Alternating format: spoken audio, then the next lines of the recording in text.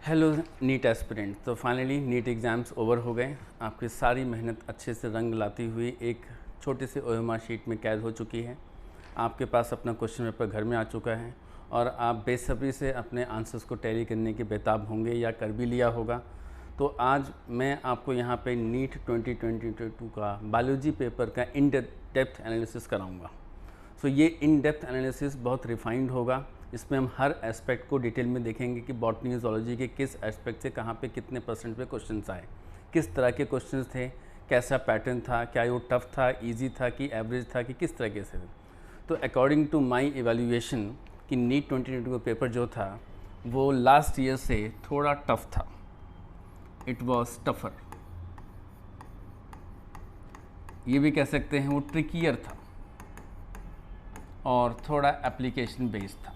मतलब मेरे हिसाब से डायरेक्ट क्वेश्चंस बहुत कम आए थे। तो इन शॉर्ट मैं ये कहूँ कि अगर मैक्सिमम लोगों ने क्रैमिंग किया है बायोलॉजी का, रटा मारा है, तो वो ज़्यादा क्वेश्चंस नहीं कर पाए होंगे। ऐसा क्यों कह रहा हूँ? क्योंकि सारा का सारा क्वेश्चन प्योर एनसीईआरटी बेस्ड था।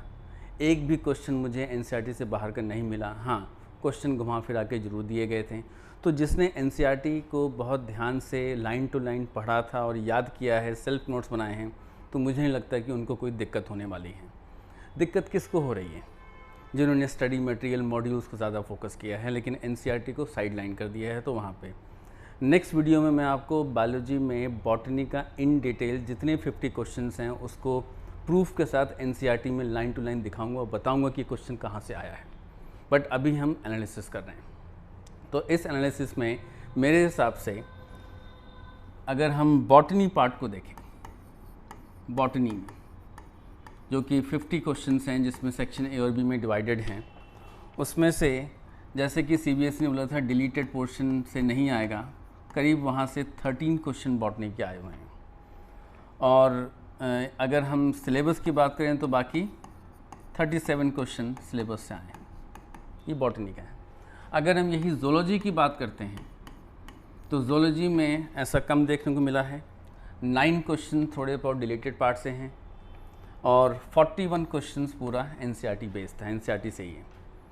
मैंने अपने यहाँ पे बच्चों को डिलीटेड माना ही नहीं। कोई भी टॉपिक सारा कराए, एक एक चीज़ कराई, एनसीईआरटी से कराई, नोट्स हमने एनसीईआरटी से ही बनवाए थे। तो मुझे नहीं लगता कि उनको कोई इतनी दिक्कत आई होगी। बाकी रिज़ल्ट बता ही देगा। फिर इन सब में मैंने एक वीडियो बनाई थी आप सबके लिए, अगर आप देखो सेल्फ बेस्ड साइंस में, तो करेक्ट इनकरेक्ट और स्टेटमेंट के बेसिस पे बहुत क्वेश्चन लास्ट ईयर भी आए थे, इस साल भी बहुत आए हैं। अराउंड 30 to 40% क्वेश्चन ऐसे ही थे टोटल बायो में। देखिए करेक्ट इनकरेक्ट, कौन सा करेक्ट है कौन सा इनकरेक्ट है, इस बेसिस पे अगर हम बॉटनी में देखते हैं तो 13 क्वेश्चंस इस बेसिस पे डायरेक्टली आए हैं बॉटनी में। और अगर हम ज़ूलॉजी देखते हैं तो 6 क्वेश्चन इस बेसिस पे करेक्ट इनकरेक्ट के बेसिस पे। मीन्स इन क्वेश्चंस में आप तुक्का नहीं मार सकते। आपके सारे ऑप्शंस को आपको समझना पड़ेगा, अंडरस्टैंड करना पड़ेगा, फिर उसमें से ऑप्शंस ए बी सी में से टिक करना पड़ेगा।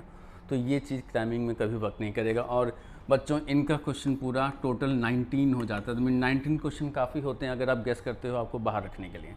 तो इसीलिए मैं फिर कहता हूँ जो नीट के बच्चे जो नेक्स्ट ईयर की तैयारी कर रहे हैं या दोबारा ड्रॉप करके फिर से तैयारी कर रहे हैं, तो इस एनालिसिस को ध्यान से देख लेना, जिसकी वजह से जिसके कारण नेक्स्ट ईयर अगर आप करोगे तो ये चीज़ अगर ध्यान में रखोगे तो डेफिनेटली आपका स्कोर पहले से बहुत अच्छा आने वाला है या शायद क्रैक कर जाओ।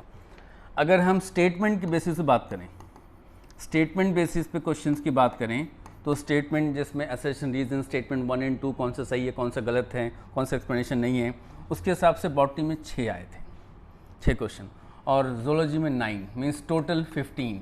इन दोनों को मिला दें तो बच्चों 33 क्वेश्चन, जैसे मैं कह रहा था 1/3 क्वेश्चन इस बेसिस पे थे। मीन्स अगर एनसीईआरटी ठीक से फॉलो नहीं किया है या पढ़ा नहीं है या लाइन टू लाइन रिमेंबर नहीं है, क्योंकि नेक्स्ट वीडियो में आपको प्रूफ के साथ दिखाऊंगा हर क्वेश्चन एनसीईआरटी से कहाँ से आया हुआ है, तो ये मुश्किल है। बायोलॉजी इसी वजह से, बायोलॉजी क्यों टफ लगी, क्योंकि ये क्वेश्चन ज़्यादा आ गए। अगर ये क्वेश्चन कम आते, एवरेज आते, तो बायोलॉजी ईजी थी। बट इस साल बायोलॉजी क्यों टफ है, क्योंकि ये बढ़ गया। मीन डायरेक्ट क्वेश्चन और जो सीधा सीधा जो पढ़ के आंसर थे वो इक्के दुक्के थे, उससे कुछ होने वाला नहीं है। अब आते हैं हम दूसरे एस्पेक्ट की बात करते हैं। क्लास 11th के बेसिस पे कितने क्वेश्चंस आए थे बॉटनी में? It was 27। क्लास 11 के 27 क्वेश्चन थे, मीन्स 11th क्लास की इम्पोर्टेंस 12th से ज़्यादा रखी है। और अगर हम जोलॉजी की बात करें क्लास 11th में, तो ये करीब करीब 24 क्वेश्चंस थे, करीब करीब के एग्जैक्टली। मैं एक एक चीज़ प्रूफ के साथ दिखाऊंगा। मीन्स ओवरऑल देखो, आउट ऑफ 90 या 100 क्वेश्चन 51 क्वेश्चंस आपके सिर्फ 11th क्लास से हैं। तो जिसका 11th ठीक नहीं है वो समझ जाएं, उनके लिए ये अलार्म बेल है, क्योंकि ये 11th अगर हिल गया, 12th में आ गए हो तो 12th में बोर्ड का प्रेशर रहेगा, तो 11th कैसे कर पाओगे, ये बच्चों आपको देखना है। बट जो भी करो NCERT से बाहर मत जाना। आप जहाँ भी पढ़ रहे हो मॉड्यूल को साइड करके पहले NCERT कर लो, ये कर लोगे उसके बाद मॉड्यूल जितना मर्जी करो, कोई इसकी दिक्कत नहीं है, लेकिन इसको नहीं छोड़ना है। करियर आपका सबका इम्पॉर्टेंट है, ठीक है। क्लास 12th में अगर हम देखते हैं तो उसमें 23 क्वेश्चन बॉटनी से आए थे और 26 क्वेश्चन जोलॉजी से आए थे। मीन्स क्लास 12th यहाँ पे इंपॉर्टेंट आ गया। तो टोटल देखें 49 क्वेश्चन, मीन्स 100 क्वेश्चन का हिसाब किताब हमारे पास आ चुका है। तो क्वेश्चन अगर हम एज ए टीचर देखें तो मेरे तो सब आसान है, लेकिन आपके पॉइंट ऑफ व्यू से तैयारी से करके देखें तो जिन बच्चों को बायोलॉजी टफ लगा होगा वो सिर्फ इन क्वेश्चंस के बेसिस पे, मैं फिर इसको अंडरलाइन करता हूँ, ये क्वेश्चंस बच्चों को ज़्यादा नुकसान पहुँचाया, जिसमें गेस मारा है या वर्ड टू वर्ड देखा नहीं है, गलती से दूसरा किस हो गया, मिस नंबर कर दिया, तो ये सब दिक्कत ज़्यादा आई है। बाकी एप्लीकेशन बेस्ड क्वेश्चंस भी थे, जिसमें कॉन्सेप्ट था, जिसमें आपको एग्जांपल के थ्रू बताया गया था, वैसे भी था, तो ट्रिकी क्वेश्चन ज़्यादा थे। ओवरऑल मेरे हिसाब से बायोलॉजी का पेपर लास्ट ईयर से थोड़ा टफ था, और नेक्स्ट ईयर भी शायद कैसा हो तो आगे ही बताएंगे, लेकिन आपको NCERT से बाहर नहीं जाना है, NCERT के अंदर रहना है। आपसे बात कर रहा हूँ जो नेक्स्ट ईयर की तैयारी कर रहे हैं, या आप सारे जो नेक्स्ट ईयर में अब जा रहे हैं, इस एनालिसिस को साथ लेके जाओगे, बायोलॉजी में नेक्स्ट टाइम 360 में से 350 या 360 आ सकते हैं। इस साल की अगर बात करूँ तो अगर किसी के 320 प्लस भी आते हैं, समझ लेना कि उसने बायोलॉजी में फुल मार्क्स लिया, क्योंकि वाकई टफ पेपर था। तो बच्चों ये इन डेप्थ एनालिसिस है। नेक्स्ट वीडियो में मैं बॉटनी के सारे 50 क्वेश्चंस आपको NCERT में विद प्रूफ पेज नंबर के साथ दिखाने वाला हूँ। बने रहना मेरे साथ, कहीं नहीं जाना, सारे आंसर्स यहाँ डिस्कस करेंगे। आता हूँ।